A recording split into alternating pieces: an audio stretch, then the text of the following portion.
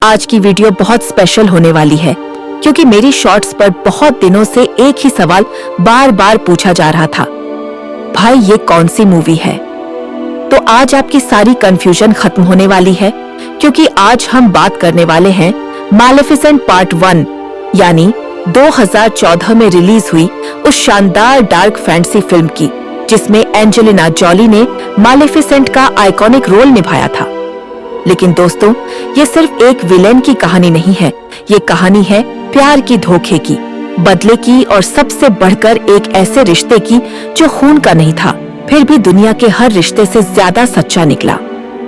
ये वही कहानी है जो हमें पहली नजर में स्लीपिंग ब्यूटी जैसी लगती है, लेकिन जैसे जैसे फिल्म आगे बढ़ती है हमें पता चलता है कि असली सच कुछ और ही था। तो बिना किसी देरी के चलिए शुरू से जानते हैं मैलेफिसेंट पार्ट 1 की पूरी असली कहानी पूरी डिटेल के साथ। बहुत साल पहले एक जादुई दुनिया द मोर्स नाम की जगह थी। ये कोई साधारण जंगल नहीं था, ये एक ऐसी मैजिकल लैंड थी जहां हर तरफ खूबसूरत पेड़ पौधे, चमकती नदियां, उड़ती हुई परियां, अजीब लेकिन प्यारे जीव और प्रकृति की जादुई ताकतें बसी हुई थी। इस दुनिया में लालच नहीं था, सिंहासन की भूख नहीं थी और न ही इंसानों जैसी सत्ता की लड़ाई। यहाँ हर जीव प्रकृति के साथ जुड़कर रहता था। इसी जादुई दुनिया में रहती थी एक बेहद शक्तिशाली लेकिन उतनी ही दयालु फेरी मैलेफिसेंट। मैलेफिसेंट बचपन से ही अलग थी, उसके विशाल पंख उसे बाकी फेरीज से अलग बनाते थे। वो सिर्फ खूबसूरत नहीं थी बल्कि बहादुर, बुद्धिमान और अपने संसार की रक्षक भी थी। उसका दिल बहुत साफ था, वो मोर्स के हर जीव की परवाह करती थी और किसी को नुकसान पहुंचाना नहीं चाहती थी। उसकी ताकत बहुत बड़ी थी लेकिन उसका स्वभाव उससे भी बड़ा था। एक दिन मोर्स की सीमा के पास एक छोटा इंसानी लड़का घुसाता है। उसका नाम था स्टेफन। वो वहां किसी अच्छे इरादे से नहीं आया था, असल में वो चोरी करने आया था। मैलेफिसेंट उसे पकड़ लेती है लेकिन उसे सजा देने के बजाय वो उससे बात करती है। यहीं से दोनों की पहली मुलाकात होती है। धीरे धीरे दोनों में दोस्ती हो जाती है। स्टेफन इंसानों की दुनिया से था और मैलेफिसेंट जादुई दुनिया से, फिर भी दोनों एक दूसरे के करीब आने लगते हैं। वे बचपन में साथ समय बिताते हैं, बातें करते हैं, सपने देखते हैं। उनकी दोस्ती धीरे धीरे प्यार में बदलने लगती है। एक बेहद यादगार पल में स्टेफन मैलेफिसेंट को एक ट्रू लव किस देता है और वही पल मैलेफिसेंट के दिल में हमेशा के लिए बस जाता है। उसने यकीन कर लिया था कि स्टेफन ही उसका सच्चा प्यार है। लेकिन यहीं से कहानी एक दर्दनाक मोड़ लेने लगती है। समय बीतता है, दोनों बड़े हो जाते हैं, लेकिन जहां मैलेफिसेंट का दिल अब भी साफ और सच्चा था, वहीं स्टेफन के अंदर कुछ और बढ़ने लगा था एम्बिशन। वो गरीब इंसानी दुनिया से निकला था और अब वो सिर्फ जीना नहीं चाहता था, वो ऊपर उठना चाहता था, बहुत ऊपर, इतना ऊपर कि कोई उसे छोटा समझ ही न सके। धीरे धीरे स्टेफन मैलेफिसेंट से दूर होने लगता है। उनकी मुलाकातें कम हो जाती हैं और मैलेफिसेंट जो अब भी उसे चाहती थी, शायद ये समझ नहीं पाती कि इंसानों की दुनिया में प्यार से बड़ी चीज अक्सर सत्ता होती है। उधर इंसानों की दुनिया का राजा था किंग हेनरी। वह लालची, घमंडी और शक्ति का भूखा था। जब उसे मोर्स के जादुई संसार के बारे में पता चलता है तो वो उसे जीतना चाहता है। राजा अपनी सेना लेकर मोर्स पर हमला कर देता है, लेकिन उसे अंदाजा नहीं था कि मोर्स की रक्षा कौन कर रहा है। मैलेफिसेंट सामने आती है, पूरी ताकत, गुस्से और साहस के साथ वो जंगल के जीवों, पेड़ों और जादुई शक्तियों को अपने साथ लेकर इंसानी सेना का सामना करती है। युद्ध बहुत जबरदस्त होता है। मैलेफिसेंट राजा हेनरी को बुरी तरह घायल कर देती है। राजा जिंदा तो बच जाता है, लेकिन समझ जाता है कि उसे हराने वाली कोई साधारण प्राणी नहीं थी। मरने से पहले वह एक घोषणा करता है, जो भी मैलेफिसेंट को मार देगा वही उसका उत्तराधिकारी बनेगा और साथ ही उसे राजसत्ता और उसकी बेटी से विवाह का अधिकार भी मिलेगा। यहीं से स्टेफन के भीतर का लालच पूरी तरह जाग उठता है। स्टेफन जानता था कि अगर वो मैलेफिसेंट को खत्म कर दे तो उसका सपना पूरा हो सकता है, राजगद्दी, शक्ति, सम्मान, सब कुछ। वो मैलेफिसेंट से मिलने जाता है। बाहर से वो वही पुराना प्यार और अपनापन दिखाता है, लेकिन उसके अंदर एक खतरनाक इरादा छिपा होता है। मालेफिसेंट उस पर भरोसा करती है क्योंकि उसके लिए स्टेफन अब भी वही लड़का था जिससे उसने प्यार किया था। स्टेफन उसे एक ड्रिंक देता है जिसमें नींद लाने वाली दवा होती है। मालेफिसेंट बेहोश हो जाती है। अब यहाँ कहानी का सबसे क्रूर और दर्दनाक हिस्सा आता है। स्टेफन उसे मार नहीं पाता। शायद उसके अंदर प्यार की थोड़ी सी राख अभी बाकी थी, लेकिन वो उससे भी ज्यादा भयानक काम करता है। वो मालेफिसेंट के पंख काट देता है। दोस्तों, ये सिर्फ शारीरिक हमला नहीं था। उसने उसके पंख नहीं काटे थे, उसने उसकी आजादी छीन ली थी। उसने उसका विश्वास तोड़ा था। उसने उसके अस्तित्व का एक हिस्सा चुरा लिया था। फेरी के लिए उसके पंख उसकी ताकत, उसकी पहचान, उसकी आत्मा जैसे थे। स्टेफन उन कटे हुए पंखों को राजा के पास ले जाकर सबूत के तौर पर पेश करता है। राजा खुश हो जाता है और स्टेफन को अपना उत्तराधिकारी बना देता है। कुछ समय बाद स्टेफन राजा बन जाता है। जब मालेफिसेंट होश में आती है तो उसे महसूस होता है कि उसके पंख अब उसके पास नहीं है। वो दर्द से चीख उठती है। उस पल में सिर्फ उसका शरीर नहीं टूटा था, उसका दिल भी चकनाचूर हो गया था। जिस इंसान को उसने अपना ट्रू लव समझा, उसी ने उसके साथ सबसे बड़ा विश्वासघात किया। यहीं से उसकी मासूमियत मर जाती है। अब वो वही पुरानी दयालु फेरी नहीं रहती। उसका दिल अंधेरे से भरने लगता है। वो दुनिया से प्यार कम, नफरत ज्यादा करने लगती है। मालेफिसेंट एक नए रूप में सामने आती है, मिस्ट्रेस ऑफ ऑनल इविल। इसी दौरान उसकी मुलाकात एक कॉय से होती है जिसे वो बचाती है। उसका नाम होता है डायवल। मालेफिसेंट अपनी जादुई शक्तियों से डायवल को कभी इंसान, कभी घोड़ा, कभी ड्रैगन जैसे रूप दे सकती थी। धीरे धीरे डायवल उसका साथी, उसका संदेशवाहक और कुछ हद तक उसका एकमात्र भरोसेमंद दोस्त बन जाता है। समय बीतता है। अब स्टेफन राजा बन चुका है। उसकी शादी हो चुकी है और एक दिन उसके घर एक बेटी जन्म लेती है, प्रिंसेस ऑरोरा। पूरा राज्य खुशी मना रहा होता है। महल में जश्न का माहौल होता है। ऑरोरा की क्रिश्चियनिंग सेरेमनी रखी जाती है, जहां उसे आशीर्वाद देने के लिए 3 अच्छी फेरीज को बुलाया जाता है। सब कुछ अच्छा चल रहा होता है, तभी अचानक वहां अंधेरा छा जाता है और एंट्री होती है मालेफिसेंट की। उसका लुक, उसकी चाल, उसकी आवाज, सब कुछ इतना डरावना और शाही था कि पूरा दरबार सन्न रह जाता है। वो सीधा राजा स्टेफन की तरफ देखती है। उसकी आंखों में सालों का दर्द और बदला दोनों साफ दिखाई देते हैं। फिर वो छोटी सी ऑरोरा को देखती है और उसे एक भयानक श्राप दे देती है। वो कहती है कि ऑरोरा के 16वें जन्मदिन की शाम सूरज डूबने से पहले उसकी उंगली स्पिनिंग व्हील यानी चरखे की सुई से चुभेगी और वो गहरी नींद में चली जाएगी, जैसे मौत।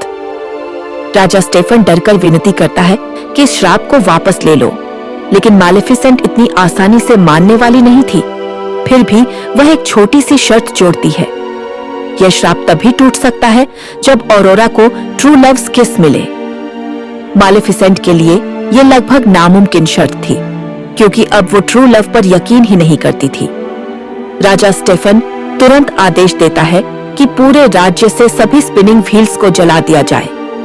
एक भी चरखा कहीं नहीं बचना चाहिए। इसके बाद वह अपनी बेटी ऑरोरा को महल से दूर छिपाने का फैसला करता है। उसकी सुरक्षा की जिम्मेदारी दी जाती है 3 फेरीज को, फ्लिटल, नॉटग्रास और थिस्लेटविट। ध्यान देने वाली बात यह है कि फिल्म में इन तीनों फेरीज को थोड़ा मजाकिया और लापरवाह दिखाया गया है। वो अच्छी तो थी, लेकिन बहुत जिम्मेदार नहीं। ऑरोरा को जंगल के बीच एक छोटे से कॉटेज में पाला जाने लगता है। उसकी असली पहचान छुपा दी जाती है। उसे एक आम लड़की की तरह बड़ा किया जाता है, लेकिन मालेफिसेंट ने उसे भुलाया नहीं था। वो दूर से ऑरोरा पर नजर रखती रहती है। शुरू में उसका मकसद सिर्फ इतना था कि वो देखे कि उसका श्राप सही समय पर पूरा हो, लेकिन जैसे जैसे ऑरोरा बड़ी होने लगती है, कहानी बदलने लगती है। तीनों फेरीज ऑरोरा की सही देखभाल नहीं कर पाती। कभी उसे खाना नहीं मिलता, कभी वो मुसीबत में पड़ जाती है, कभी वो अकेली भटकने लगती है और बार बार मालेफिसेंट ही उसे बचाती है, कभी छिपकर, कभी जादू से, कभी दूर से निगरानी करके। ऑरोरा को बचपन से महसूस होता था कि कोई अदृश्य शक्ति उसकी रक्षा कर रही है। वो मालेफिसेंट को एक नाम भी देती है, my Pheri God mother.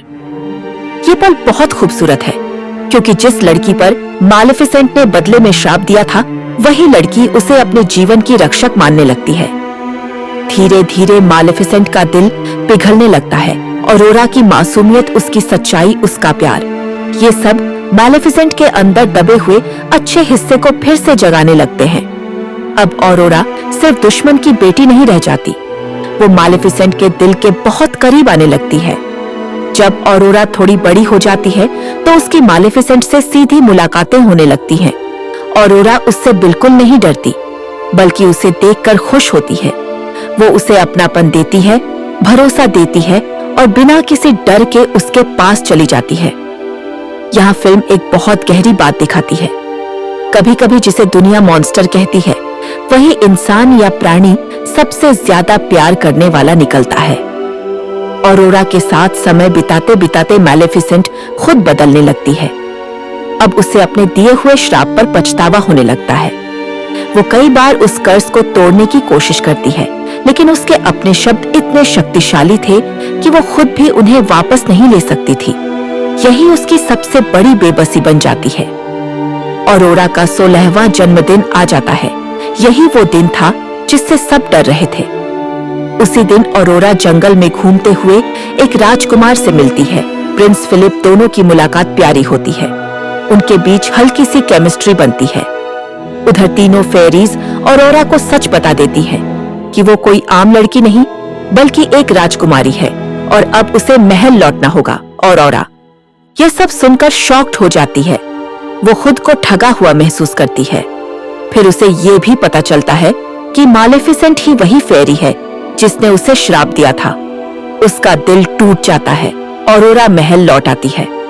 Raja Stephen अब पूरी तरह पैरानोइया में जी रहा होता है। वो सालों से मालेफिसेंट के डर में पागलपन की हद तक बदल चुका होता है। ऑरोरा महल में होती है और तभी श्राप अपना असर दिखाना शुरू करता है। जादू के प्रभाव में ऑरोरा एक बंद कमरे की तरफ खिंचती चली जाती है। वहां एक स्पिनिंग व्हील मौजूद होता है जिसे पूरी तरह नष्ट नहीं किया गया था। चरखे की सुई उसकी उंगली में चुभ जाती है और श्राप पूरा हो जाता है। ऑरोरा गहरी नींद में चली जाती है। जब मालेफिसेंट को पता चलता है कि ऑरोरा पर उसका कर्ज सचमुच पूरा हो गया है, तो वो टूट जाती है। अब उसे समझ आता है कि बदले में दिया गया उसका फैसला कितना भयानक था। वो डेस्परेट होकर एक रास्ता ढूंढती है। तभी उसे याद आता है कर्ज की एकमात्र शर्त ट्रू लव्स किस। वो प्रिंस फिलिप को ढूंढकर लाती है। उसे ऑरोरा के पास ले जाया जाता है। फिलिप ऑरोरा को किस करता है, लेकिन कुछ नहीं होता, क्योंकि सच ये था कि एक छोटी सी मुलाकात ट्रू लव नहीं बन जाती। फिल्म यहाँ फेरी टेल के सबसे पुराने क्लीशे को तोड़ देती है। अब सब खत्म सा लग रहा था। ऑरोरा सो रही थी। फिलिप की किस काम नहीं आई। मालेफिसेंट पछतावे से भरी हुई थी। फिर मालेफिसेंट ऑरोरा के पास जाती है। वो उसके पास बैठती है, उसे देखती है और पहली बार बिना किसी घमंड, बिना किसी अंधेरे के पूरी सच्चाई से बोलती है। वो मानती है कि उसने गलती की। वो कहती है कि वो कभी भी सच में ऑरोरा को नुकसान पहुंचाना नहीं चाहती थी। वो उससे माफी मांगती है और फिर बहुत प्यार से उसके माथे पर किस करती है। यही फिल्म का सबसे इमोशनल और पावरफुल मोमेंट आता है। ऑरोरा की आंखें खुल जाती हैं, श्राप टूट जाता है, क्योंकि ट्रू लव किसी प्रिंस का रोमांटिक किस नहीं था। वो था मालेफिसेंट का निस्वार्थ मातृत्व से भरा प्यार। यही इस फिल्म का सबसे बड़ा ट्विस्ट भी है और सबसे खूबसूरत संदेश भी। ऑरोरा के जागने के बाद कहानी अपने फाइनल फेज में प्रवेश करती है।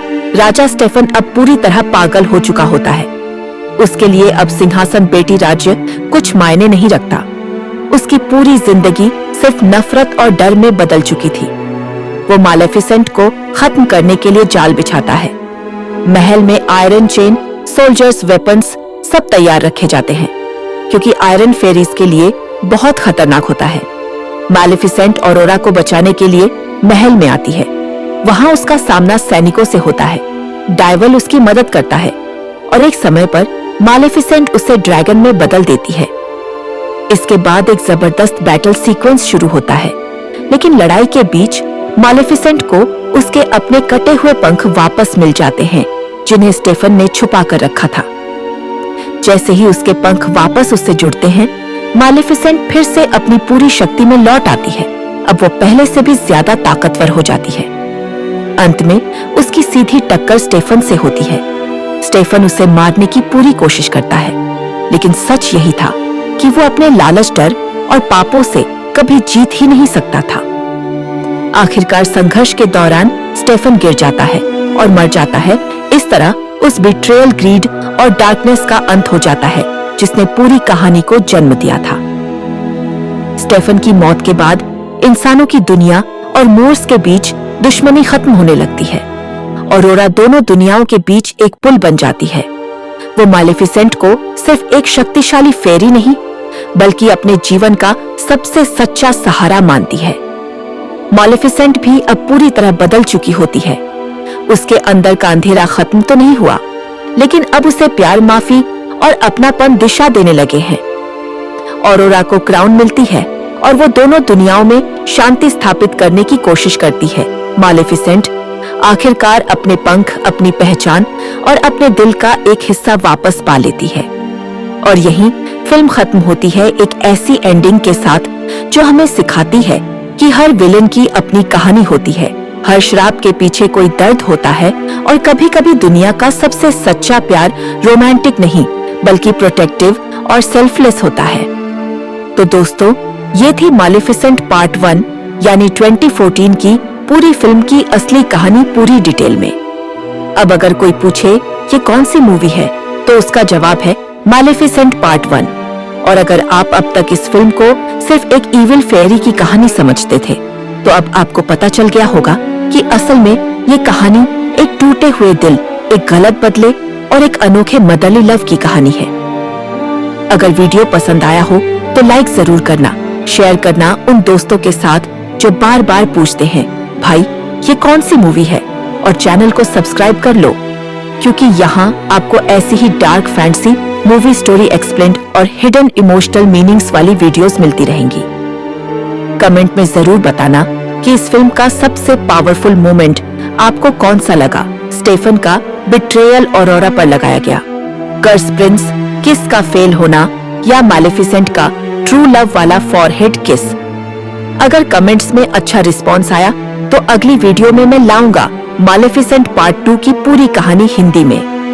मिलते हैं अगली वीडियो में, तब तक के लिए अपनी इनर डार्क फेरी को जगाए रखो। Stay magical, stay powerful. Take care and my beautiful audience.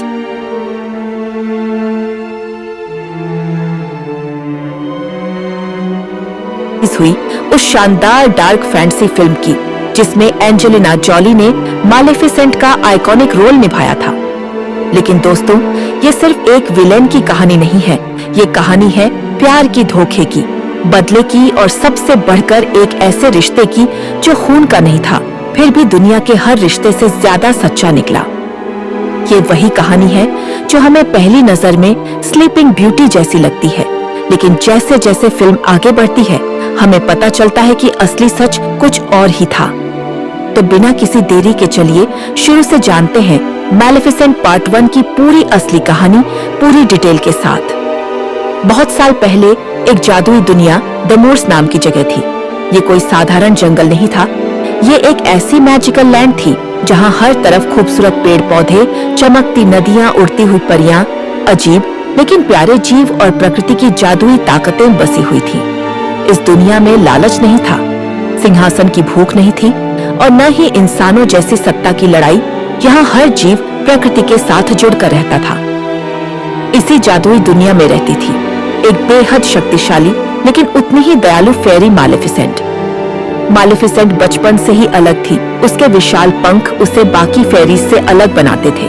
वो सिर्फ खूबसूरत नहीं थी, बल्कि बहादुर, बुद्धिमान और अपने संसार की रक्षक भी थी। उसका दिल बहुत साफ था। वो मूर्स के हर जीव की परवाह करती थी और किसी को नुकसान पहुंचाना नहीं चाहती थी। उसकी ताकत बहुत बड़ी थी, लेकिन उसका स्वभाव उससे भी बड़ा था। एक दिन मूर्स की सीमा के पास एक छोटा इंसानी लड़का घुस आता है। उसका नाम था स्टेफन। वो वहां किसी अच्छे इरादे से नहीं आया था, असल में वो चोरी करने आया था। मालेफिसेंट उसे पकड़ लेती है, लेकिन उसे सजा देने के बजाय वो उससे बात करती है। यहीं से दोनों की पहली मुलाकात होती है। धीरे धीरे दोनों में दोस्ती हो जाती है। स्टेफन इंसानों की दुनिया से था और मालेफिसेंट जादुई दुनिया से, फिर भी दोनों एक दूसरे के करीब आने लगते हैं। वे बचपन में साथ समय बिताते हैं, बातें करते हैं, सपने देखते हैं। उनकी दोस्ती धीरे धीरे प्यार में बदलने लगती है। एक बेहद यादगार पल में स्टेफन मैलेफिसेंट को एक ट्रू लव किस देता है और वही पल मालेफिसेंट के दिल में हमेशा के लिए बस जाता है। उसने यकीन कर लिया था कि स्टेफन ही उसका सच्चा प्यार है। लेकिन यहीं से कहानी एक दर्दनाक मोड़ लेने लगती है। समय बीतता है, दोनों बड़े हो जाते हैं, लेकिन जहां मैलेफिसेंट का दिल अब भी साफ और सच्चा था, वहीं स्टेफन के अंदर कुछ और बढ़ने लगा था एम्बिशन। वो गरीब इंसानी दुनिया से निकला था और अब वो सिर्फ जीना नहीं चाहता था, वो ऊपर उठना चाहता था, बहुत ऊपर, इतना ऊपर कि कोई उसे छोटा समझ ही न सके। धीरे धीरे स्टेफन मैलेफिसेंट से दूर होने लगता है। उनकी मुलाकातें कम हो जाती हैं और मैलेफिसेंट जो अब भी उसे चाहती थी, शायद ये समझ नहीं पाती कि इंसानों की दुनिया में प्यार से बड़ी चीज अक्सर सत्ता होती है। उधर इंसानों की दुनिया का राजा था किंग हेनरी। वह लालची, घमंडी और शक्ति का भूखा था। जब उसे मूर्स के जादुई संसार के बारे में पता चलता है तो वो उसे जीतना चाहता है।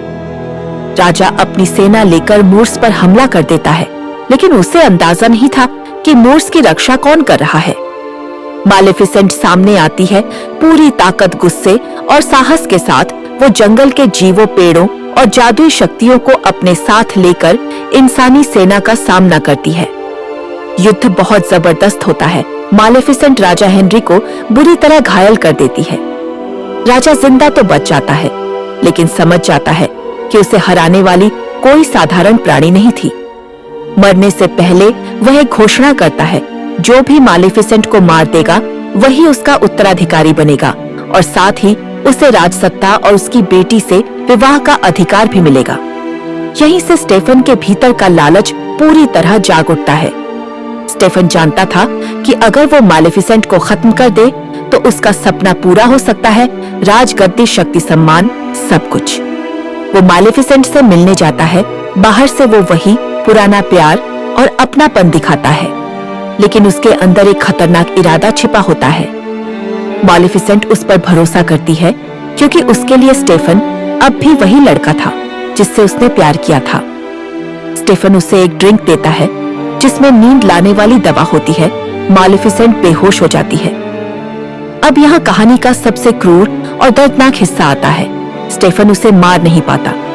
शायद उसके अंदर प्यार की थोड़ी सी राख अभी बाकी थी, लेकिन वो उससे भी ज्यादा भयानक काम करता है। वो मैलेफिसेंट के पंख काट देता है। दोस्तों, ये सिर्फ शारीरिक हमला नहीं था। उसने उसके पंख नहीं काटे थे, उसने उसकी आजादी छीन ली थी। उसने उसका विश्वास तोड़ा था। उसने उसके अस्तित्व का एक हिस्सा चुरा लिया था। फेरी के लिए उसके पंख उसकी ताकत, उसकी पहचान, उसकी आत्मा जैसे थे। स्टेफन उन कटे हुए पंखों को राजा के पास ले जाकर सबूत के तौर पर पेश करता है। राजा खुश हो जाता है और स्टेफन को अपना उत्तराधिकारी बना देता है। कुछ समय बाद स्टेफन राजा बन जाता है। जब मैलेफिसेंट होश में आती है तो उसे महसूस होता है कि उसके पंख अब उसके पास नहीं है। वो दर्द से चीख उठती है।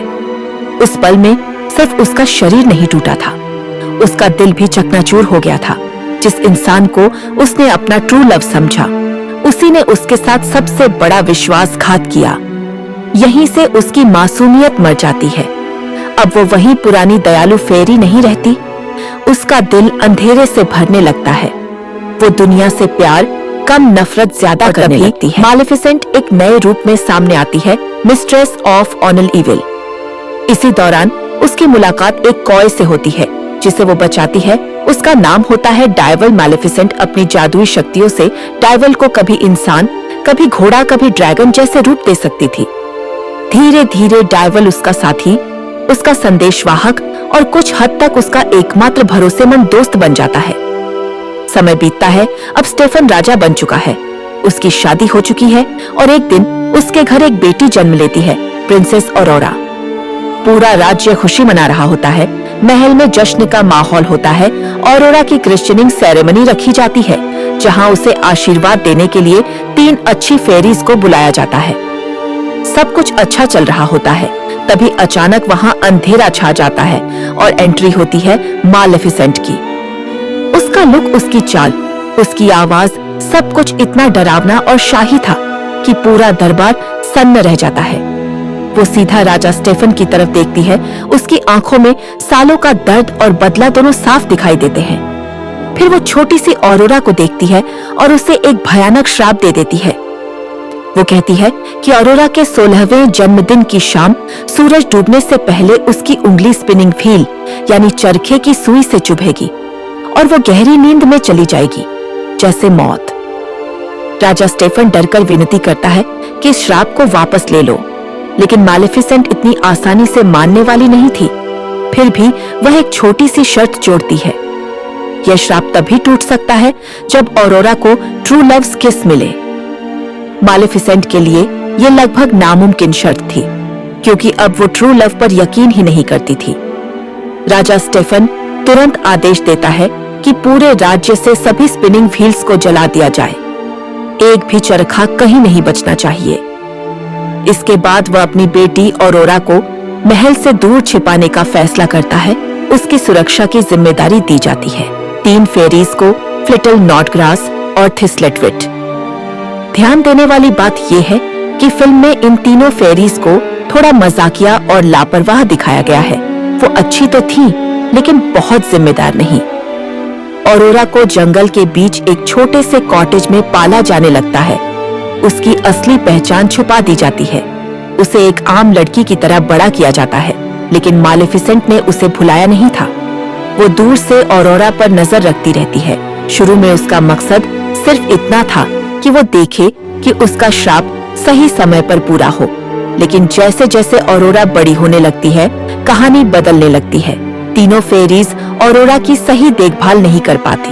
कभी उसे खाना नहीं मिलता, कभी वो मुसीबत में पड़ जाती है, कभी वो अकेली भटकने लगती है और बार बार मालेफिसेंट ही उसे बचाती है, कभी छिपकर, कभी जादू से, कभी दूर से निगरानी करके।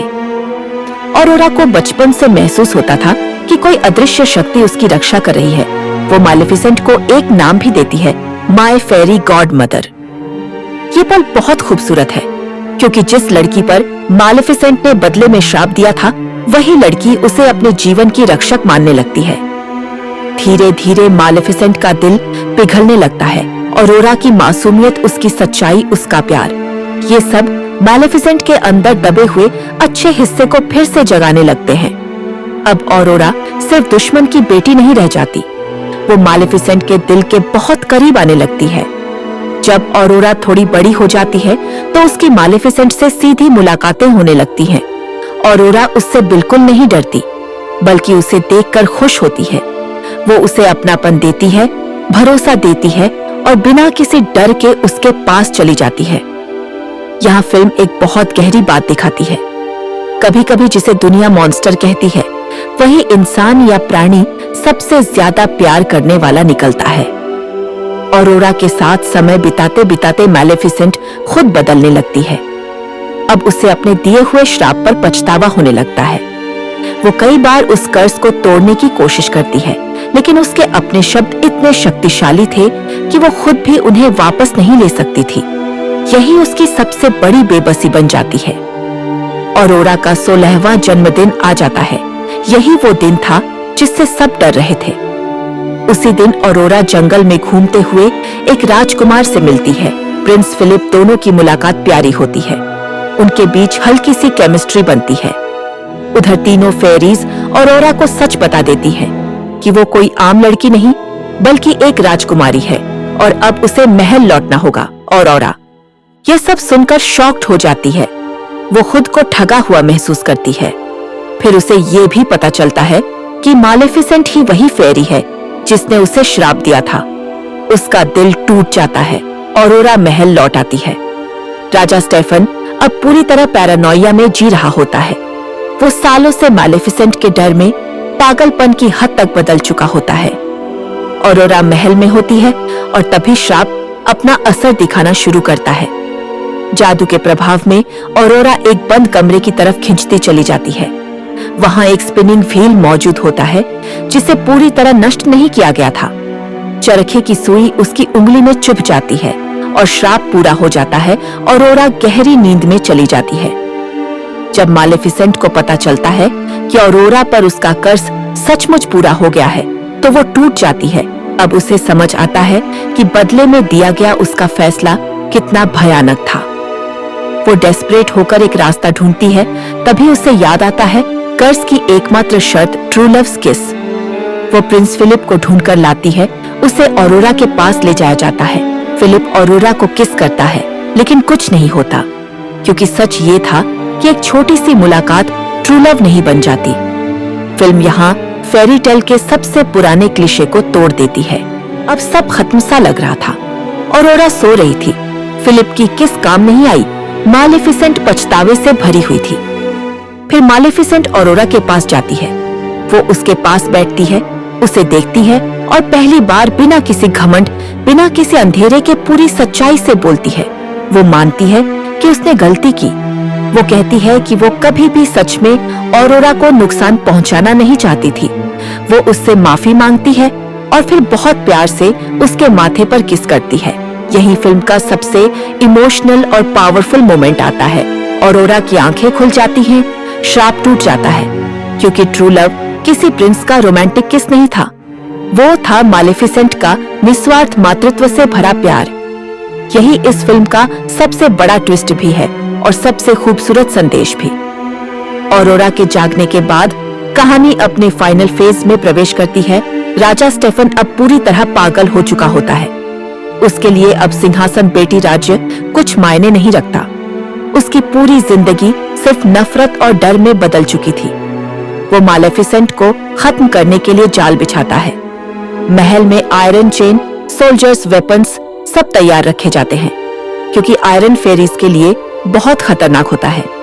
मालेफिसेंट ऑरोरा को बचाने के लिए महल में आती है। वहां उसका सामना सैनिकों से होता है। डायवल उसकी मदद करता है और एक समय पर मालेफिसेंट उसे ड्रैगन में बदल देती है। इसके बाद एक जबरदस्त बैटल सीक्वेंस शुरू होता है, लेकिन लड़ाई के बीच मालेफिसेंट को उसके अपने कटे हुए पंख वापस मिल जाते हैं, जिन्हें स्टेफन ने छुपा कर रखा था। जैसे ही उसके पंख वापस उससे जुड़ते हैं, मालेफिसेंट फिर से अपनी पूरी शक्ति में लौट आती है। अब वो पहले से भी ज्यादा ताकतवर हो जाती है। अंत में उसकी सीधी टक्कर स्टेफन से होती है। स्टेफन उसे मारने की पूरी कोशिश करता है, लेकिन सच यही था कि वो अपने लालच, डर और पापों से कभी जीत ही नहीं सकता था। आखिरकार संघर्ष के दौरान स्टेफन गिर जाता है और मर जाता है। इस तरह उस बिट्रेयल, ग्रीड और डार्कनेस का अंत हो जाता है, जिसने पूरी कहानी को जन्म दिया था। स्टेफन की मौत के बाद इंसानों की दुनिया और मोर्स के बीच दुश्मनी खत्म होने लगती है। ऑरोरा दोनों दुनियाओं के बीच एक पुल बन जाती है। वो मालेफिसेंट को सिर्फ एक शक्तिशाली फेरी नहीं, बल्कि अपने जीवन का सबसे सच्चा सहारा मानती है। मालेफिसेंट भी अब पूरी तरह बदल चुकी होती है। उसके अंदर का अंधेरा खत्म तो नहीं हुआ, लेकिन अब उसे प्यार, माफी और अपनापन दिशा देने लगे हैं। ऑरोरा को क्राउन मिलती है और वो दोनों दुनियाओं में शांति स्थापित करने की कोशिश करती है। मालेफिसेंट आखिरकार अपने पंख, अपनी पहचान और अपने दिल का एक हिस्सा वापस पा लेती है। और यहीं फिल्म खत्म होती है एक ऐसी एंडिंग के साथ जो हमें सिखाती है कि हर विलेन की अपनी कहानी होती है। हर श्राप के पीछे कोई दर्द होता है और कभी-कभी दुनिया का सबसे सच्चा प्यार रोमांटिक नहीं, बल्कि प्रोटेक्टिव और सेल्फलेस होता है। तो दोस्तों, ये थी मालेफिसेंट पार्ट 1 यानी 2014 की पूरी फिल्म की असली कहानी पूरी डिटेल में।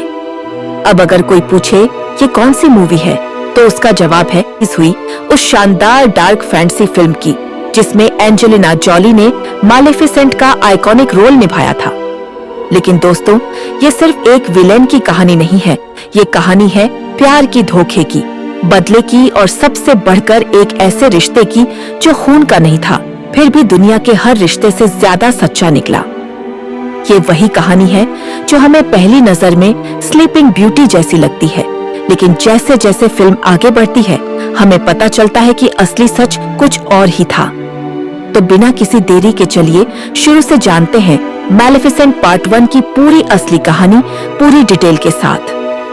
बहुत साल पहले एक जादुई दुनिया द मूर्स नाम की जगह थी। ये कोई साधारण जंगल नहीं था। ये एक ऐसी मैजिकल लैंड थी जहाँ हर तरफ खूबसूरत पेड़ पौधे, चमकती नदियाँ, उड़ती हुई परियां, अजीब लेकिन प्यारे जीव और प्रकृति की जादुई ताकतें बसी हुई थीं। इस दुनिया में लालच नहीं था, सिंहासन की भूख नहीं थी और न ही इंसानों जैसी सत्ता की लड़ाई। यहाँ हर जीव प्रकृति के साथ जुड़कर रहता था। इसी जादुई दुनिया में रहती थी एक बेहद शक्तिशाली लेकिन उतनी ही दयालु फेरी मालेफिसेंट। मालेफिसेंट बचपन से ही अलग थी। उसके विशाल पंख उसे बाकी फेरीज से अलग बनाते थे। वो सिर्फ खूबसूरत नहीं थी बल्कि बहादुर, बुद्धिमान और अपने संसार की रक्षक भी थी। उसका दिल बहुत साफ था। वो मूर्स के हर जीव की परवाह करती थी और किसी को नुकसान पहुंचाना नहीं चाहती थी। उसकी ताकत बहुत बड़ी थी लेकिन उसका स्वभाव उससे भी बड़ा था। एक दिन मूर्स की सीमा के पास एक छोटा इंसानी लड़का घुस आता है। उसका नाम था स्टेफन। वो वहां किसी अच्छे इरादे से नहीं आया था। असल में वो चोरी करने आया था। मालेफिसेंट उसे पकड़ लेती है लेकिन उसे सजा देने के बजाय वो उससे बात करती है। यहीं से दोनों की पहली मुलाकात होती है। धीरे धीरे दोनों में दोस्ती हो जाती है। स्टेफन इंसानों की दुनिया से था और मालेफिसेंट जादुई दुनिया से। फिर भी दोनों एक दूसरे के करीब आने लगते हैं। वे बचपन में साथ समय बिताते हैं, बातें करते हैं, सपने देखते हैं। उनकी दोस्ती धीरे धीरे प्यार में बदलने लगती है। एक बेहद यादगार पल में स्टेफन मालेफिसेंट को एक ट्रू लव किस देता है और वही पल मालेफिसेंट के दिल में हमेशा के लिए बस जाता है। उसने यकीन कर लिया था कि स्टेफन ही उसका सच्चा प्यार है। लेकिन यहीं से कहानी एक दर्दनाक मोड़ लेने लगती है। समय बीतता है, दोनों बड़े हो जाते हैं, लेकिन जहां मालेफिसेंट का दिल अब भी साफ और सच्चा था, वहीं स्टेफन के अंदर कुछ और बढ़ने लगा था एम्बिशन। वो गरीब इंसानी दुनिया से निकला था और अब वो सिर्फ जीना नहीं चाहता था, वो ऊपर उठना चाहता था, बहुत ऊपर, इतना ऊपर कि कोई उसे छोटा समझ ही न सके। धीरे धीरे स्टेफन मालेफिसेंट से दूर होने लगता है। उनकी मुलाकातें कम हो जाती हैं और मालेफिसेंट जो अब भी उसे चाहती थी, शायद ये समझ नहीं पाती कि इंसानों की दुनिया में प्यार से बड़ी चीज अक्सर सत्ता होती है। उधर इंसानों की दुनिया का राजा था किंग हेनरी। वह लालची, घमंडी और शक्ति का भूखा था। जब उसे मूर्स के जादुई संसार के बारे में पता चलता है तो वो उसे जीतना चाहता है। राजा अपनी सेना लेकर मूर्स पर हमला कर देता है, लेकिन उसे अंदाजा नहीं था कि मूर्स की रक्षा कौन कर रहा है। मालेफिसेंट सामने आती है, पूरी ताकत, गुस्से और साहस के साथ। वो जंगल के जीवों, पेड़ों और जादुई शक्तियों को अपने साथ लेकर इंसानी सेना का सामना करती है। युद्ध बहुत जबरदस्त होता है। मालेफिसेंट राजा हेनरी को बुरी तरह घायल कर देती है। राजा जिंदा तो बच जाता है, लेकिन समझ जाता है कि उसे हराने वाली कोई साधारण प्राणी नहीं थी। मरने से पहले वह एक घोषणा करता है, जो भी मालेफिसेंट को मार देगा वही उसका उत्तराधिकारी बनेगा और साथ ही उसे राजसत्ता और उसकी बेटी से विवाह का अधिकार भी मिलेगा। यहीं से स्टेफन के भीतर का लालच पूरी तरह जाग उठता है। स्टेफन जानता था कि अगर वो मालेफिसेंट को खत्म कर दे तो उसका सपना पूरा हो सकता है, राजगद्दी, शक्ति, सम्मान, सब कुछ। वो मालेफिसेंट से मिलने जाता है। बाहर से वो वही पुराना प्यार और अपनापन दिखाता है, लेकिन उसके अंदर एक खतरनाक इरादा छिपा होता है। मालेफिसेंट उस पर भरोसा करती है क्योंकि उसके लिए स्टेफन अब भी वही लड़का था जिससे उसने प्यार किया था। स्टेफन उसे एक ड्रिंक देता है जिसमें नींद लाने वाली दवा होती है। मालेफिसेंट बेहोश हो जाती है। अब यहाँ कहानी का सबसे क्रूर और दर्दनाक हिस्सा आता है। स्टेफन उसे मार नहीं पाता। शायद उसके अंदर प्यार की थोड़ी सी राख अभी बाकी थी, लेकिन वो उससे भी ज्यादा भयानक काम करता है। वो मालेफिसेंट के पंख काट देता है। दोस्तों, ये सिर्फ शारीरिक हमला नहीं था। उसने उसके पंख नहीं काटे थे, उसने उसकी आजादी छीन ली थी। उसने उसका विश्वास तोड़ा था। उसने उसके अस्तित्व का एक हिस्सा चुरा लिया था। फेरी के लिए उसके पंख, उसकी ताकत, उसकी पहचान, उसकी आत्मा जैसे थे। स्टेफन उन कटे हुए पंखों को राजा के पास ले जाकर सबूत के तौर पर पेश करता है। राजा खुश हो जाता है और स्टेफन को अपना उत्तराधिकारी बना देता है। कुछ समय बाद स्टेफन राजा बन जाता है। जब मालेफिसेंट होश में आती है तो उसे महसूस होता है कि उसके पंख अब उसके पास नहीं है। वो दर्द से चीख उठती है।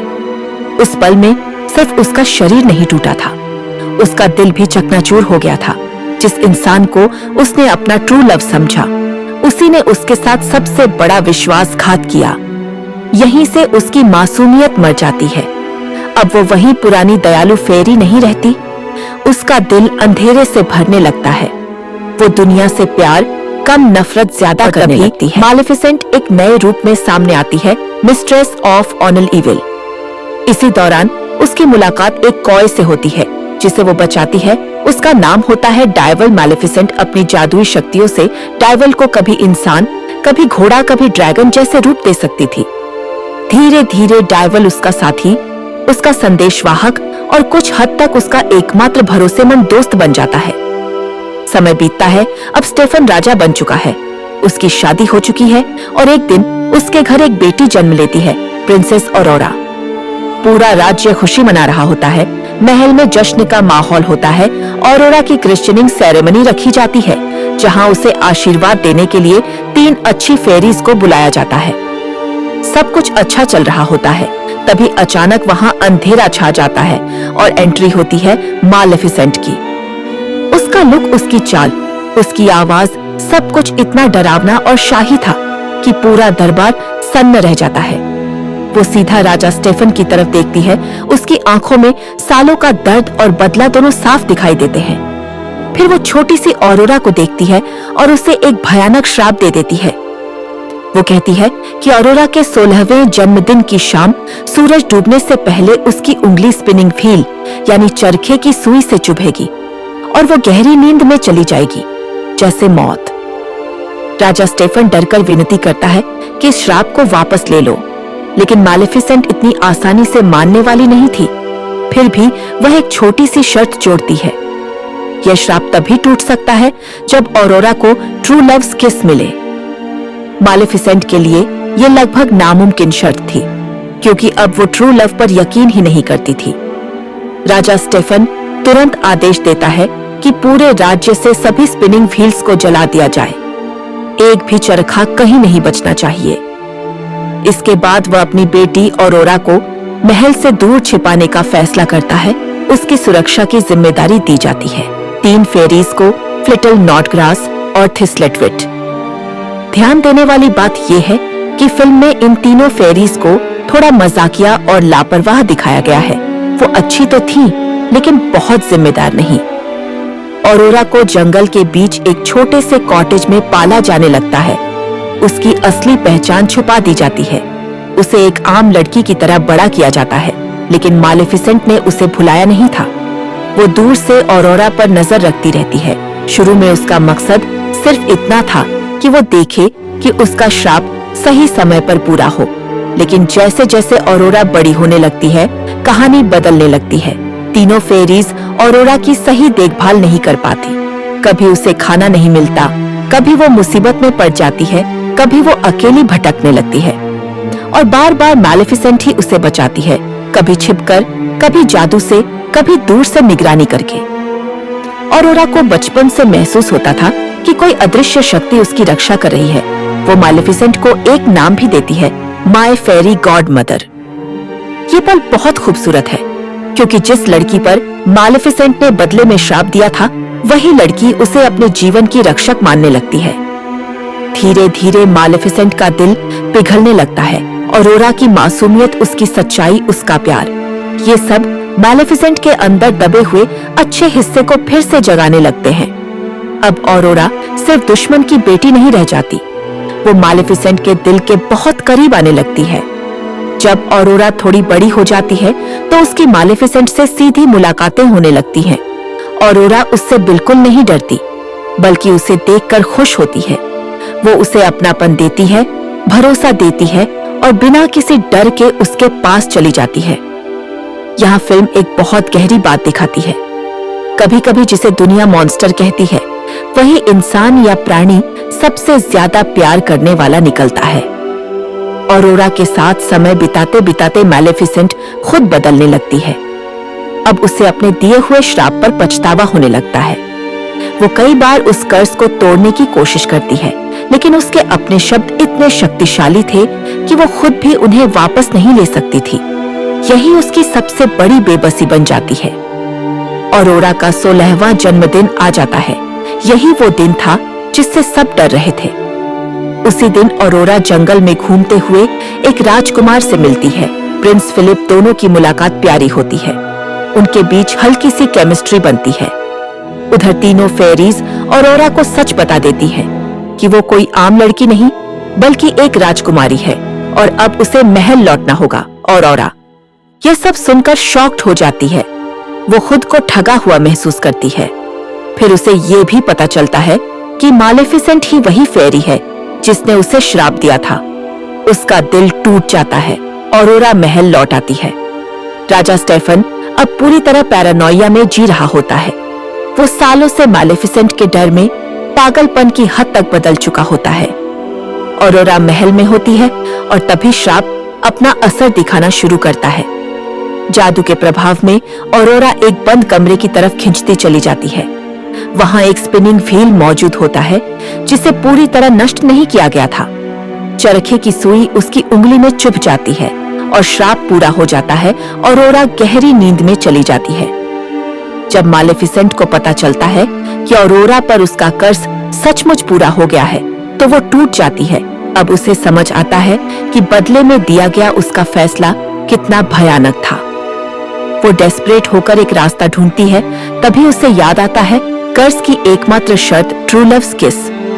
वो प्रिंस फिलिप को ढूंढकर लाती है। उसे ऑरोरा के पास ले जाया जाता है। फिलिप ऑरोरा को किस करता है लेकिन कुछ नहीं होता, क्योंकि सच ये था कि एक छोटी सी मुलाकात ट्रू लव नहीं बन जाती। फिल्म यहाँ फेरी टेल के सबसे पुराने क्लीशे को तोड़ देती है। अब सब खत्म सा लग रहा था। ऑरोरा सो रही थी। फिलिप की किस काम नहीं आई। मालेफिसेंट पछतावे से भरी हुई थी। फिर मालेफिसेंट ऑरोरा के पास जाती है। वो उसके पास बैठती है, उसे देखती है और पहली बार बिना किसी घमंड, बिना किसी अंधेरे के पूरी सच्चाई से बोलती है। वो मानती है कि उसने गलती की। वो कहती है कि वो कभी भी सच में ऑरोरा को नुकसान पहुंचाना नहीं चाहती थी। वो उससे माफी मांगती है और फिर बहुत प्यार से उसके माथे पर किस करती है।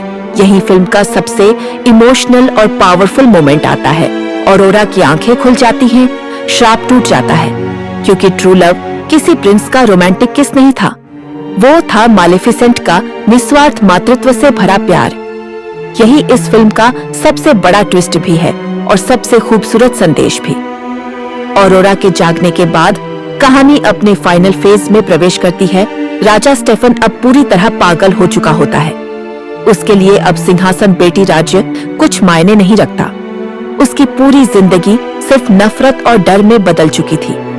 वो मालेफिसेंट को खत्म करने के लिए जाल बिछाता है। महल में आयरन चेन, सोल्जर्स, वेपन्स सब तैयार रखे जाते हैं, क्योंकि आयरन फेरीज के लिए बहुत खतरनाक होता है। मालेफिसेंट ऑरोरा को बचाने के लिए महल में आती है। वहां उसका सामना सैनिकों से होता है।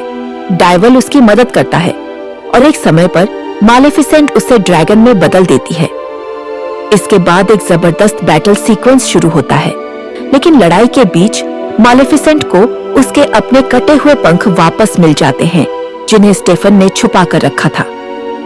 जैसे ही उसके पंख वापस उससे जुड़ते हैं, मालेफिसेंट फिर से अपनी पूरी शक्ति में लौट आती है। अब वो पहले से भी ज्यादा ताकतवर हो जाती है। अंत में उसकी सीधी टक्कर स्टेफन से होती है। स्टेफन उसे मारने की पूरी कोशिश करता है, लेकिन सच यही था कि वो अपने लालच, डर और पापों से कभी जीत ही नहीं सकता था। आखिरकार संघर्ष के दौरान स्टेफन गिर जाता है और मर जाता है। इस तरह उस बिट्रेयल, ग्रीड और डार्कनेस का अंत हो जाता है, जिसने पूरी कहानी को जन्म दिया था।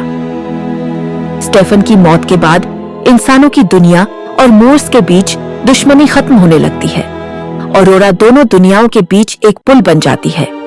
वो मालेफिसेंट को सिर्फ एक शक्तिशाली फेरी नहीं, बल्कि अपने जीवन का सबसे सच्चा सहारा मानती है। मालेफिसेंट भी अब पूरी तरह बदल चुकी होती है। उसके अंदर का अंधेरा खत्म तो नहीं हुआ, लेकिन अब उसे प्यार, माफी और अपनापन दिशा देने लगे हैं। ऑरोरा को क्राउन मिलती है और वो दोनों दुनियाओं में शांति स्थापित करने की कोशिश करती है। मालेफिसेंट आखिरकार अपने पंख, अपनी पहचान और अपने दिल का एक हिस्सा वापस पा लेती है। और यहीं फिल्म खत्म होती है एक ऐसी एंडिंग के साथ जो हमें सिखाती है कि हर विलेन की अपनी कहानी होती है, हर श्राप के पीछे कोई दर्द होता है और कभी-कभी दुनिया का सबसे सच्चा प्यार रोमांटिक नहीं बल्कि प्रोटेक्टिव और सेल्फलेस होता है। तो दोस्तों, ये थी मालेफिसेंट पार्ट 1 यानी 2014 की पूरी फिल्म की असली कहानी पूरी डिटेल में। अब अगर कोई पूछे ये कौन सी मूवी है तो उसका जवाब है इस हुई उस शानदार डार्क फैंटेसी फिल्म की जिसमें एंजेलिना जॉली ने मालेफिसेंट का आइकॉनिक रोल निभाया था। लेकिन दोस्तों, ये सिर्फ एक विलेन की कहानी नहीं है, ये कहानी है प्यार की, धोखे की, बदले की और सबसे बढ़कर एक ऐसे रिश्ते की जो खून का नहीं था फिर भी दुनिया के हर रिश्ते से ज्यादा सच्चा निकला। ये वही कहानी है जो हमें पहली नजर में स्लीपिंग ब्यूटी जैसी लगती है, लेकिन जैसे जैसे फिल्म आगे बढ़ती है हमें पता चलता है कि असली सच कुछ और ही था। तो बिना किसी देरी के चलिए शुरू से जानते हैं मैलेफिसेंट पार्ट 1 की पूरी असली कहानी पूरी डिटेल के साथ। बहुत साल पहले एक जादुई दुनिया द मोर्स नाम की जगह थी। ये कोई साधारण जंगल नहीं था, ये एक ऐसी मैजिकल लैंड थी जहाँ हर तरफ खूबसूरत पेड़ पौधे, चमकती नदियाँ, उड़ती हुई परियां, अजीब लेकिन प्यारे जीव और प्रकृति की जादुई ताकतें बसी हुई थीं। इस दुनिया में लालच नहीं था, सिंहासन की भूख नहीं थी और न ही इंसानों जैसी सत्ता की लड़ाई। यहाँ हर जीव प्रकृति के साथ जुड़कर रहता था।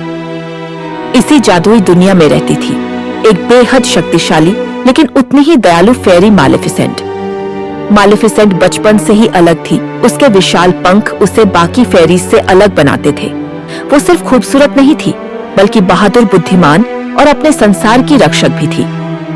उसका दिल बहुत साफ था, वो मोर्स के हर जीव की परवाह करती थी और किसी को नुकसान पहुंचाना नहीं चाहती थी। उसकी ताकत बहुत बड़ी थी लेकिन उसका स्वभाव उससे भी बड़ा था। एक दिन मोर्स की सीमा के पास एक छोटा इंसानी लड़का घुस आता है। उसका नाम था स्टेफन। वो वहां किसी अच्छे इरादे से नहीं आया था, असल में वो चोरी करने आया था। मालेफिसेंट उसे पकड़ लेती है लेकिन उसे सजा देने के बजाय वो उससे बात करती है। यहीं से दोनों की पहली मुलाकात होती है। धीरे धीरे दोनों में दोस्ती हो जाती है। स्टेफन इंसानों की दुनिया से था और मालेफिसेंट जादुई दुनिया से, फिर भी दोनों एक दूसरे के करीब आने लगते हैं। वे बचपन में साथ समय बिताते हैं, बातें करते हैं, सपने देखते हैं। उनकी दोस्ती धीरे धीरे प्यार में बदलने लगती है।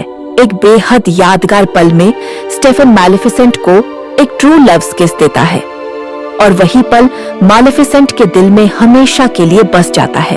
उसने यकीन कर लिया था कि स्टेफन ही उसका सच्चा प्यार है। लेकिन यहीं से कहानी एक दर्दनाक मोड़ लेने लगती है। समय बीतता है, दोनों बड़े हो जाते हैं, लेकिन जहां मालेफिसेंट का दिल अब भी साफ और सच्चा था, वहीं स्टेफन के अंदर कुछ और बढ़ने लगा था एम्बिशन। वो गरीब इंसानी दुनिया से निकला था और अब वो सिर्फ जीना नहीं चाहता था, वो ऊपर उठना चाहता था, बहुत ऊपर, इतना ऊपर कि कोई उसे छोटा समझ ही न सके। धीरे धीरे स्टेफन मालेफिसेंट से दूर होने लगता है। उनकी मुलाकातें कम हो जाती हैं और मालेफिसेंट जो अब भी उसे चाहती थी, शायद ये समझ नहीं पाती कि इंसानों की दुनिया में प्यार से बड़ी चीज अक्सर सत्ता होती है। उधर इंसानों की दुनिया का राजा था किंग हेनरी। वह लालची, घमंडी और शक्ति का भूखा था। जब उसे मोर्स के जादुई संसार के बारे में पता चलता है तो वो उसे जीतना चाहता है।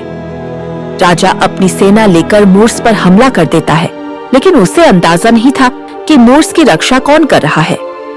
मालेफिसेंट सामने आती है, पूरी ताकत, गुस्से और साहस के साथ वो जंगल के जीवों, पेड़ों और जादुई शक्तियों को अपने साथ लेकर इंसानी सेना का सामना करती है।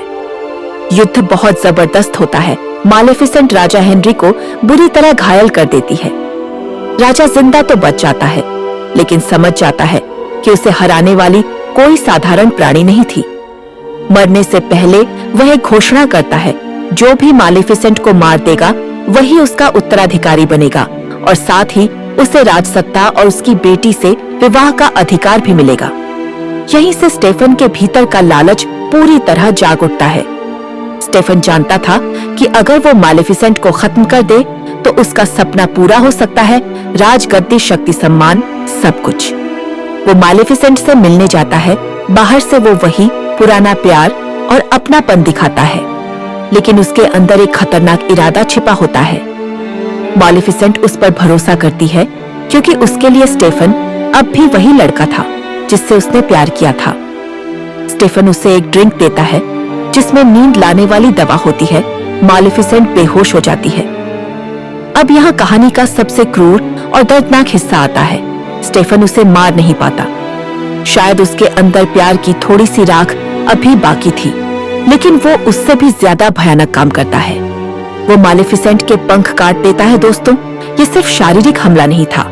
उसने उसके पंख नहीं काटे थे, उसने उसकी आजादी छीन ली थी। उसने उसका विश्वास तोड़ा था। उसने उसके अस्तित्व का एक हिस्सा चुरा लिया था। फेरी के लिए उसके पंख उसकी ताकत, उसकी पहचान, उसकी आत्मा जैसे थे। स्टेफन उन कटे हुए पंखों को राजा के पास ले जाकर सबूत के तौर पर पेश करता है। राजा खुश हो जाता है और स्टेफन को अपना उत्तराधिकारी बना देता है। कुछ समय बाद स्टेफन राजा बन जाता है। जब मालेफिसेंट होश में आती है तो उसे महसूस होता है कि उसके पंख अब उसके पास नहीं है। वो दर्द से चीख उठती है। उस पल में सिर्फ उसका शरीर नहीं टूटा था, उसका दिल भी चकनाचूर हो गया था। जिस इंसान को उसने अपना ट्रू लव समझा, उसी ने उसके साथ सबसे बड़ा विश्वासघात किया। यहीं से उसकी मासूमियत मर जाती है। अब वो वही पुरानी दयालु फेरी नहीं रहती। उसका दिल अंधेरे से भरने लगता है। वो दुनिया से प्यार कम, नफरत ज्यादा करने लगती है। मालेफिसेंट एक नए रूप में सामने आती है, मिस्ट्रेस ऑफ ऑनल इविल। इसी दौरान उसकी मुलाकात एक कॉय से होती है जिसे वो बचाती है। उसका नाम होता है डायवल। मालेफिसेंट अपनी जादुई शक्तियों से डायवल को कभी इंसान, कभी घोड़ा, कभी ड्रैगन जैसे रूप दे सकती थी। धीरे धीरे डायवल उसका साथी, उसका संदेशवाहक और कुछ हद तक उसका एकमात्र भरोसेमंद दोस्त बन जाता है। समय बीतता है। अब स्टेफन राजा बन चुका है।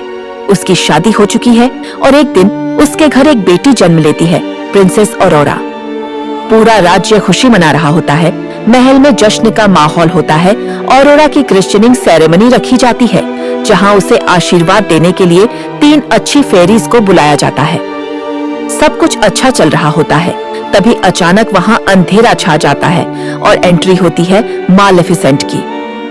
उसका लुक, उसकी चाल, उसकी आवाज, सब कुछ इतना डरावना और शाही था कि पूरा दरबार सन्न रह जाता है।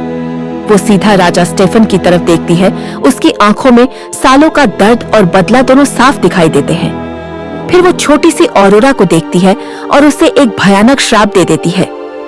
वो कहती है कि ऑरोरा के 16वें जन्मदिन की शाम सूरज डूबने से पहले उसकी उंगली स्पिनिंग व्हील यानी चरखे की सुई से चुभेगी और वो गहरी नींद में चली जाएगी, जैसे मौत। राजा स्टेफन डरकर विनती करता है कि इस श्राप को वापस ले लो, लेकिन मालेफिसेंट इतनी आसानी से मानने वाली नहीं थी। फिर भी वह एक छोटी सी शर्त जोड़ती है। यह श्राप तभी टूट सकता है जब ऑरोरा को ट्रू लव्स किस मिले। मालेफिसेंट के लिए यह लगभग नामुमकिन शर्त थी, क्योंकि अब वो ट्रू लव पर यकीन ही नहीं करती थी। राजा स्टेफन तुरंत आदेश देता है कि पूरे राज्य से सभी स्पिनिंग व्हील्स को जला दिया जाए। एक भी चरखा कहीं नहीं बचना चाहिए। इसके बाद वह अपनी बेटी ऑरोरा को महल से दूर छिपाने का फैसला करता है। उसकी सुरक्षा की जिम्मेदारी दी जाती है 3 फेरीज को, फ्लिटल, नॉटग्रास और थिस्लेटविट। ध्यान देने वाली बात यह है कि फिल्म में इन तीनों फेरीज को थोड़ा मजाकिया और लापरवाह दिखाया गया है। वो अच्छी तो थी, लेकिन बहुत जिम्मेदार नहीं। ऑरोरा को जंगल के बीच एक छोटे से कॉटेज में पाला जाने लगता है। उसकी असली पहचान छुपा दी जाती है। उसे एक आम लड़की की तरह बड़ा किया जाता है, लेकिन मालेफिसेंट ने उसे भुलाया नहीं था। वो दूर से ऑरोरा पर नजर रखती रहती है। शुरू में उसका मकसद सिर्फ इतना था कि वो देखे कि उसका श्राप सही समय पर पूरा हो, लेकिन जैसे जैसे ऑरोरा बड़ी होने लगती है, कहानी बदलने लगती है। तीनों फेरीज ऑरोरा की सही देखभाल नहीं कर पाती। कभी उसे खाना नहीं मिलता, कभी वो मुसीबत में पड़ जाती है, कभी वो अकेली भटकने लगती है। और बार बार मैलेफिसेंट ही उसे बचाती है, कभी छिपकर, कभी जादू से, कभी दूर से निगरानी करके। ऑरोरा को बचपन से महसूस होता था कि कोई अदृश्य शक्ति उसकी रक्षा कर रही है। वो मैलेफिसेंट को एक नाम भी देती है, माय फेरी गॉड मदर। ये पल बहुत खूबसूरत है क्योंकि जिस लड़की पर मैलेफिसेंट ने बदले में श्राप दिया था, वही लड़की उसे अपने जीवन की रक्षक मानने लगती है। धीरे धीरे मैलेफिसेंट का दिल पिघलने लगता है। ऑरोरा की मासूमियत, उसकी सच्चाई, उसका प्यार, ये सब मैलेफिसेंट के अंदर दबे हुए अच्छे हिस्से को फिर से जगाने लगते हैं। अब ऑरोरा सिर्फ दुश्मन की बेटी नहीं रह जाती, वो मैलेफिसेंट के दिल के बहुत करीब आने लगती है। जब ऑरोरा थोड़ी बड़ी हो जाती है तो उसकी मैलेफिसेंट से सीधी मुलाकातें होने लगती हैं। ऑरोरा उससे बिल्कुल नहीं डरती, बल्कि उसे देखकर खुश होती है। वो उसे अपनापन देती है, भरोसा देती है और बिना किसी डर के उसके पास चली जाती है। यहाँ फिल्म एक बहुत गहरी बात दिखाती है। कभी कभी जिसे दुनिया मॉन्स्टर कहती है, वही इंसान या प्राणी सबसे ज्यादा प्यार करने वाला निकलता है। ऑरोरा के साथ समय बिताते बिताते मैलेफिसेंट खुद बदलने लगती है। अब उसे अपने दिए हुए श्राप पर पछतावा होने लगता है। वो कई बार उस कर्ज को तोड़ने की कोशिश करती है, लेकिन उसके अपने शब्द इतने शक्तिशाली थे कि वो खुद भी उन्हें वापस नहीं ले सकती थी। यही उसकी सबसे बड़ी बेबसी बन जाती है। ऑरोरा का 16वां जन्मदिन आ जाता है। यही वो दिन था जिससे सब डर रहे थे। उसी दिन ऑरोरा जंगल में घूमते हुए एक राजकुमार से मिलती है। Prince Philip. दोनों की मुलाकात प्यारी होती है। उनके बीच हल्की सी केमिस्ट्री बनती है। उधर तीनों फेरीज ऑरोरा को सच बता देती है कि वो कोई आम लड़की नहीं, बल्कि एक राजकुमारी है और अब उसे महल लौटना होगा। ऑरोरा यह सब सुनकर शॉक्ड हो जाती है। वो खुद को ठगा हुआ महसूस करती है। फिर उसे ये भी पता चलता है कि मैलेफिसेंट ही वही फेरी है जिसने उसे श्राप दिया था। उसका दिल टूट जाता है। ऑरोरा महल लौट आती है। राजा स्टेफन अब पूरी तरह पैरानोइया में जी रहा होता है। वो सालों से मैलेफिसेंट के डर में पागलपन की हद तक बदल चुका होता है। ऑरोरा महल में होती है और तभी श्राप अपना असर दिखाना शुरू करता है। जादू के प्रभाव में ऑरोरा एक बंद कमरे की तरफ खिंचती चली जाती है। वहां एक स्पिनिंग व्हील मौजूद होता है जिसे पूरी तरह नष्ट नहीं किया गया था। चरखे की सुई उसकी उंगली में चुभ जाती है और श्राप पूरा हो जाता है। ऑरोरा गहरी नींद में चली जाती है। जब मैलेफिसेंट को पता चलता है कि ऑरोरा पर उसका कर्ज सचमुच पूरा हो गया है, तो वो टूट जाती है। अब उसे समझ आता है कि बदले में दिया गया उसका फैसला कितना भयानक था। वो डेस्परेट होकर एक रास्ता ढूंढती है। तभी उसे याद आता है कर्ज की एकमात्र शर्त ट्रू लव्स किस। वो प्रिंस फिलिप को ढूंढकर लाती है। उसे ऑरोरा के पास ले जाया जाता है।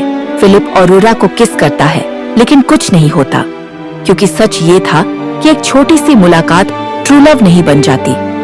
फिल्म यहाँ फेरी टेल के सबसे पुराने क्लीशे को तोड़ देती है। अब सब खत्म सा लग रहा था। ऑरोरा सो रही थी। फिलिप की किस काम नहीं आई। मैलेफिसेंट पछतावे से भरी हुई थी। फिर मैलेफिसेंट ऑरोरा के पास जाती है। वो उसके पास बैठती है, उसे देखती है और पहली बार बिना किसी घमंड, बिना किसी अंधेरे के पूरी सच्चाई से बोलती है। वो मानती है कि उसने गलती की।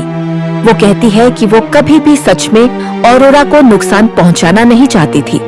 वो उससे माफी मांगती है और फिर बहुत प्यार से उसके माथे पर किस करती है। यही फिल्म का सबसे इमोशनल और पावरफुल मोमेंट आता है। ऑरोरा की आंखें खुल जाती हैं, श्राप टूट जाता है, क्योंकि ट्रू लव किसी प्रिंस का रोमांटिक किस नहीं था। वो था मैलेफिसेंट का निस्वार्थ मातृत्व से भरा प्यार। यही इस फिल्म का सबसे बड़ा ट्विस्ट भी है और सबसे खूबसूरत संदेश भी। ऑरोरा के जागने के बाद कहानी अपने फाइनल फेज में प्रवेश करती है। राजा स्टेफन अब पूरी तरह पागल हो चुका होता है। उसके लिए अब सिंहासन, बेटी, राज्य कुछ मायने नहीं रखता। उसकी पूरी जिंदगी सिर्फ नफरत और डर में बदल चुकी थी। वो मैलेफिसेंट को खत्म करने के लिए जाल बिछाता है।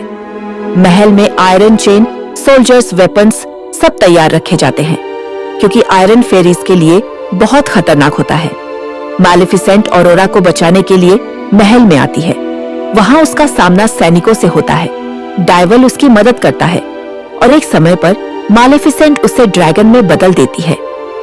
इसके बाद एक जबरदस्त बैटल सीक्वेंस शुरू होता है, लेकिन लड़ाई के बीच मालेफिसेंट को उसके अपने कटे हुए पंख वापस मिल जाते हैं, जिन्हें स्टेफन ने छुपा कर रखा था। जैसे ही उसके पंख वापस उससे जुड़ते हैं, मालेफिसेंट फिर से अपनी पूरी शक्ति में लौट आती है। अब वो पहले से भी ज्यादा ताकतवर हो जाती है। अंत में उसकी सीधी टक्कर स्टेफन से होती है। स्टेफन उसे मारने की पूरी कोशिश करता है, लेकिन सच यही था कि वो अपने लालच, डर और पापों से कभी जीत ही नहीं सकता था। आखिरकार संघर्ष के दौरान स्टेफन गिर जाता है और मर जाता है। इस तरह उस बिट्रेयल, ग्रीड और डार्कनेस का अंत हो जाता है, जिसने पूरी कहानी को जन्म दिया था। स्टेफन की मौत के बाद इंसानों की दुनिया और मोर्स के बीच दुश्मनी खत्म होने लगती है। ऑरोरा दोनों दुनियाओं के बीच एक पुल बन जाती है। वो मालेफिसेंट को सिर्फ एक शक्तिशाली फेरी नहीं, बल्कि अपने जीवन का सबसे सच्चा सहारा मानती है। मालेफिसेंट भी अब पूरी तरह बदल चुकी होती है। उसके अंदर का अंधेरा खत्म तो नहीं हुआ, लेकिन अब उसे प्यार, माफी और अपनापन दिशा देने लगे हैं। ऑरोरा को क्राउन मिलती है और वो दोनों दुनियाओं में शांति स्थापित करने की कोशिश करती है। मालेफिसेंट आखिरकार अपने पंख, अपनी पहचान और अपने दिल का एक हिस्सा वापस पा लेती है। और यहीं फिल्म खत्म होती है, एक ऐसी एंडिंग के साथ जो हमें सिखाती है कि हर विलेन की अपनी कहानी होती है, हर श्राप के पीछे कोई दर्द होता है, और कभी-कभी दुनिया का सबसे सच्चा प्यार रोमांटिक नहीं, बल्कि प्रोटेक्टिव और सेल्फलेस होता है। तो दोस्तों, ये थी मालेफिसेंट पार्ट 1 यानी 2014 की पूरी फिल्म की असली कहानी पूरी डिटेल में। अब अगर कोई पूछे ये कौन सी मूवी है, तो उसका जवाब है मालेफिसेंट पार्ट 1। और अगर आप अब तक इस फिल्म को सिर्फ एक इविल फेरी की कहानी समझते थे, तो अब आपको पता चल गया होगा कि असल में ये कहानी एक टूटे हुए दिल, एक गलत बदले और एक अनोखे मदरली लव की कहानी है। अगर वीडियो पसंद आया हो तो लाइक जरूर करना, शेयर करना उन दोस्तों के साथ जो बार बार पूछते हैं भाई ये कौन सी मूवी है, और चैनल को सब्सक्राइब कर लो, क्योंकि यहाँ आपको ऐसी ही dark fantasy, movie story explained और हिडन इमोशनल मीनिंग्स वाली वीडियोस मिलती रहेंगी। कमेंट में जरूर बताना कि इस फिल्म का सबसे पावरफुल मोमेंट आपको कौन सा लगा। स्टेफन का बिट्रेयल ऑरोरा पर लगाया गया कर्स प्रिंस किस का फेल होना, या मालेफिसेंट का ट्रू लव वाला फॉरहेड किस। अगर कमेंट्स में अच्छा रिस्पॉन्स आया तो अगली वीडियो में मैं लाऊंगा मालेफिसेंट पार्ट 2 की पूरी कहानी हिंदी में। मिलते हैं अगली वीडियो में, तब तक के लिए अपनी इनर डार्क फेरी को जगाए रखो। Stay magical, stay powerful, take care and my beautiful audience.